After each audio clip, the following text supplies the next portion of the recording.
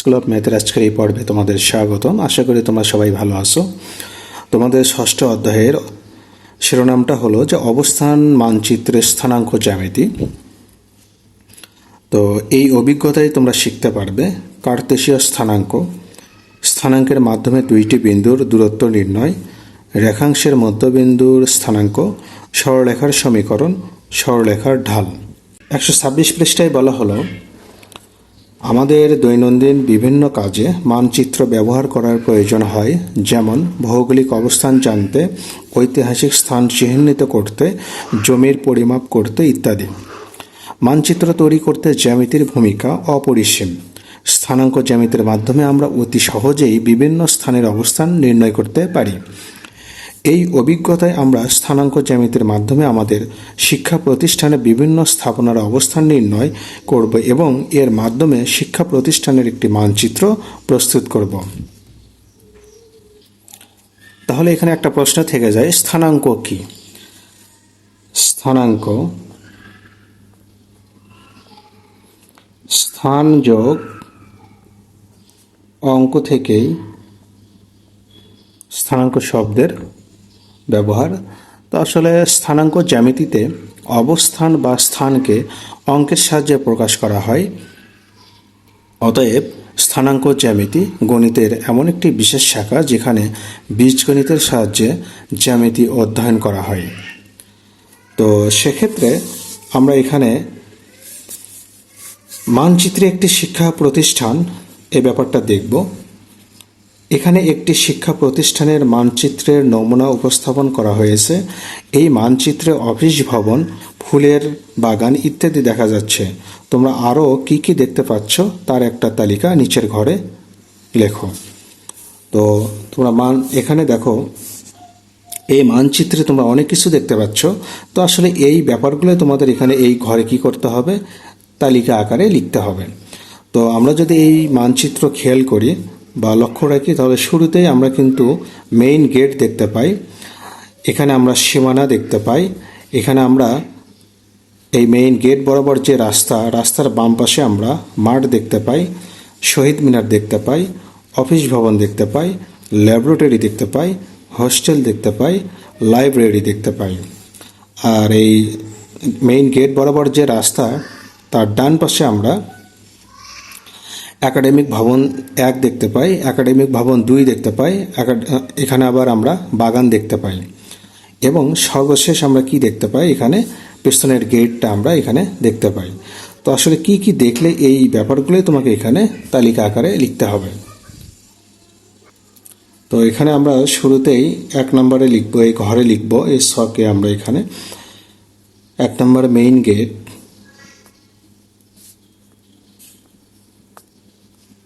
2 নম্বরে সীমানা,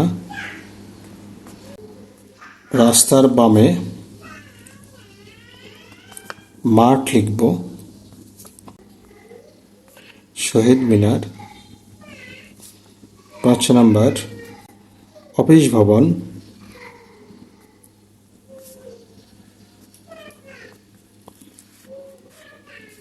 তারপর 6 নম্বর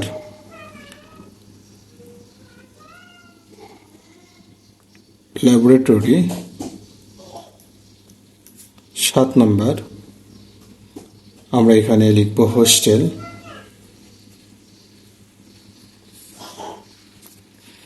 8 নম্বর লাইব্রেরি,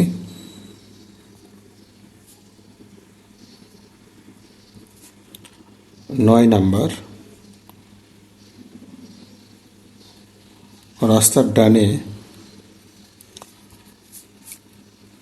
একাডেমিক ভবন,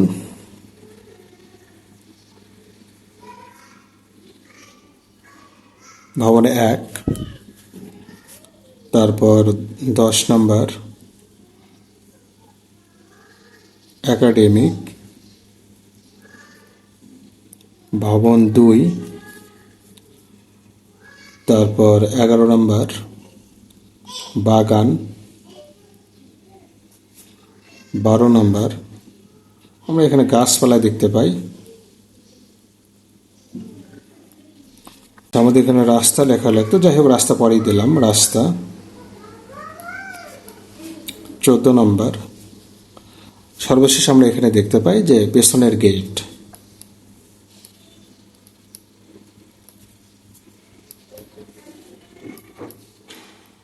এইভাবে লিখলেই হয়ে যাবে।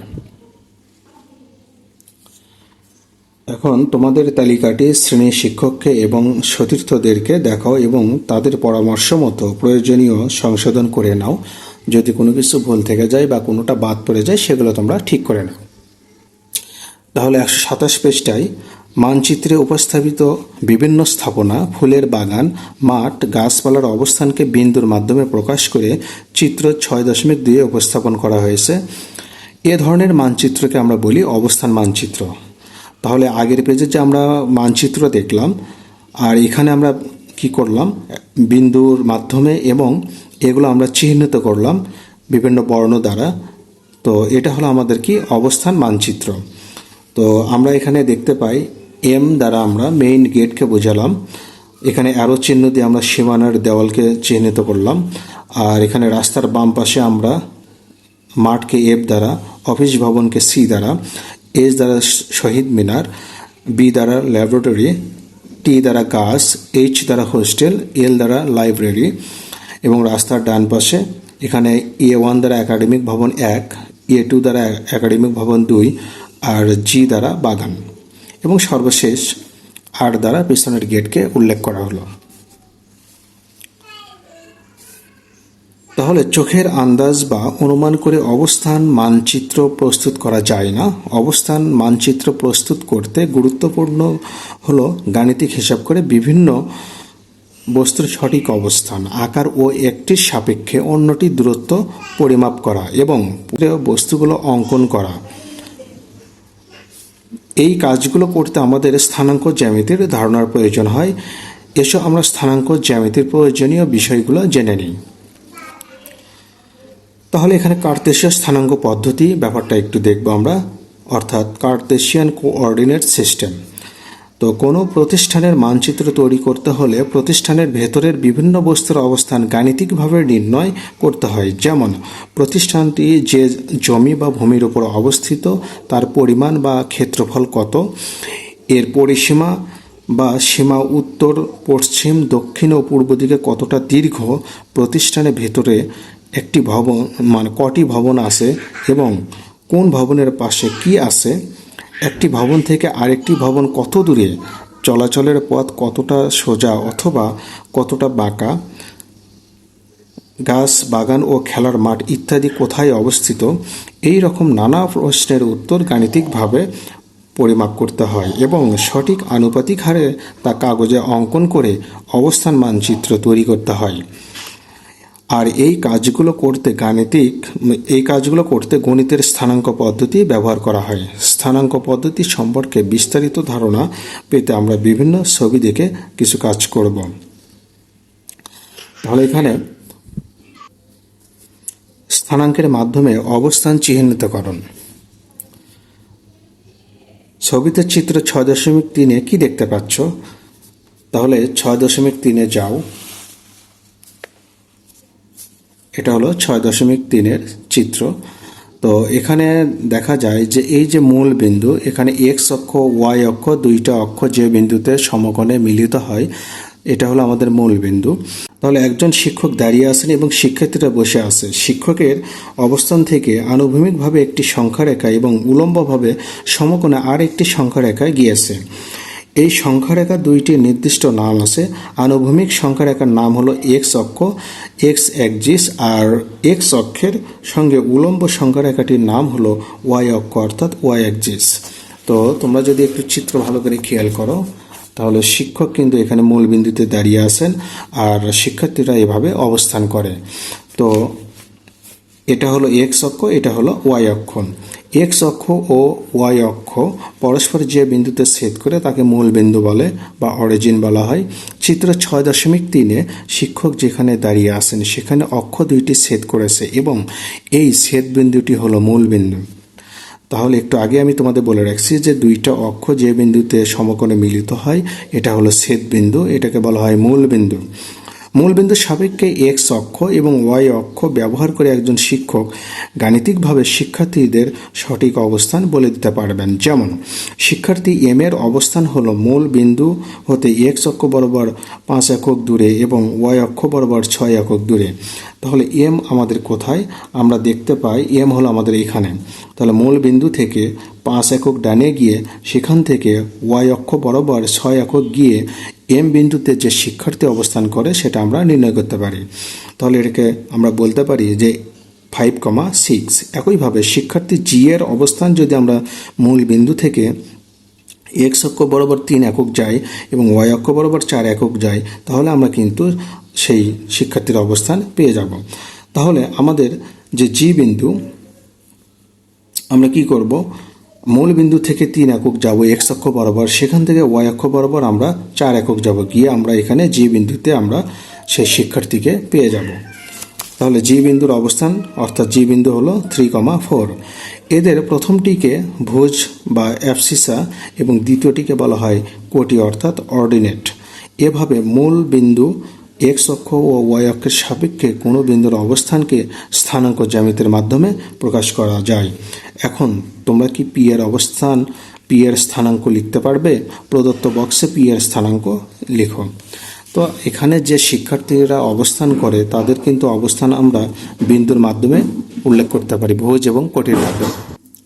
তো আমাদের এখানে পি বিন্দুর অবস্থান আমরা এখানে অর্থাৎ পি বিন্দুর স্থানাঙ্ক আমরা লিখতে পারবো। তো সেক্ষেত্রে আমরা এখানে মূল বিন্দু থেকে যদি আমরা 9 একক এক্স অক্ষ বরাবর ডানে যাই, সেখান থেকে ওয়াই অক্ষ বরাবর আমরা যদি 6 একক যাই, তাহলে কিন্তু আমরা এখানে পি বিন্দু পেয়ে যাই। পি বিন্দুতে যে শিক্ষার্থী অবস্থান করে সেটা আমরা নির্ণয় করতে পারি। তাহলে আমরা এখানে এই বক্সে আমরা লিখব, তোমরা এই ফাঁকা বক্সে লিখবে পি বিন্দুর স্থানাঙ্ক লিখবে। তাহলে 9,6 এটা হলো পি বিন্দুর স্থানাঙ্ক। এরপর একক কাজ দেখো, চিত্র 6.3 দেখে নিচের ছকে নামের পাশে ভুজ ও কোটি উল্লেখ করে স্থানাঙ্ক লিখতে হবে। তাহলে ভুজ হলো আমাদের এক্স আর কোটি হলো ওয়াই। তো আমরা এখানে যে বি, জি, এল, ই, কে, এ দেখতে পাই, এগুলো আমরা এখানে নির্ণয় করতে পারবো। তো সেক্ষেত্রে তাহলে আমরা এখানে বি বিন্দুর ভুজ দেখব। আমরা মূল বিন্দু থেকে আমরা যদি এক্স অক্ষ বরাবর 3 একক যাই, ওয়াই অক্ষ বরাবর 2 একক যাই, তাহলে কিন্তু আমরা বি বিন্দু দেখতে পাই। তাহলে ভুজ হলো এখানে 3 আর কোটি হলো 2। এক্স অক্ষ বরাবর যেটা সেটা হলো ভুজ এক্স এর মান, ওয়াই অক্ষ বরাবর যেটা যাব সেটা হলো কোটি ওয়াই এর মান। তাহলে স্থানাঙ্ক কি দাঁড়াবে? 3,2। আবার জি বিন্দুর ক্ষেত্রে আমরা কি লিখব? তাহলে আমরা মূল বিন্দু থেকে এক্স অক্ষ বরাবর 3 ঘর যাব, ওয়াই অক্ষ বরাবর আমরা কি করব? 4 একক যাব। তাহলে এক্স অক্ষ বরাবর 3 একক, ওয়াই অক্ষ বরাবর 4 একক, তাহলে আমরা এখানে 3,4 লিখতে পারি। এবার আমাদের হলো এল বিন্দু। আমরা কি করব? মূল বিন্দু থেকে আমরা এক্স অক্ষ বরাবর 3 একক যাব এবং এখান থেকে আমরা ওয়াই অক্ষ বরাবর আমরা কি করব? 6 একক উপরে যাব। তাহলে এক্স অক্ষ বরাবর 3 একক, ওয়াই অক্ষ বরাবর 6 একক, তাহলে 3,6। এরপর আমাদের হলো ই বিন্দু। তো আমরা মূল বিন্দু থেকে এক্স অক্ষ বরাবর আমরা কি করব? 9 একক যাব, গিয়ে ওয়াই অক্ষ বরাবর আমরা 2 একক যাব। তাহলে এখানে এক্স অক্ষ বরাবর 9 একক, ওয়াই অক্ষ বরাবর আমরা 2 একক যাব। তাহলে এখানে 9,2। তারপর আমাদের কে বিন্দু। আমরা মূল বিন্দু থেকে এক্স অক্ষ বরাবর আমরা কি করব? 1 একক যাব। মূল বিন্দু থেকে এক্স অক্ষ বরাবর 1 একক, ওয়াই অক্ষ বরাবর 6 একক। তাহলে এক্স অক্ষ বরাবর 1 একক, ওয়াই অক্ষ বরাবর 6, তাহলে 1,6 পেলাম। এরপর আমাদের এ বিন্দু হলো কি? আমরা মূল বিন্দু থেকে এক্স অক্ষ বরাবর 1 ঘর যাব এবং এখান থেকে আমরা ওয়াই অক্ষ বরাবর 2 ঘর যাব। তাহলে এ বিন্দু পাবো। তাহলে 1,2। সেক্ষেত্রে আমরা এটি লিখতে পারি 1,2। এভাবে আমরা বিন্দুগুলোর স্থানাঙ্ক বের করে নিলাম।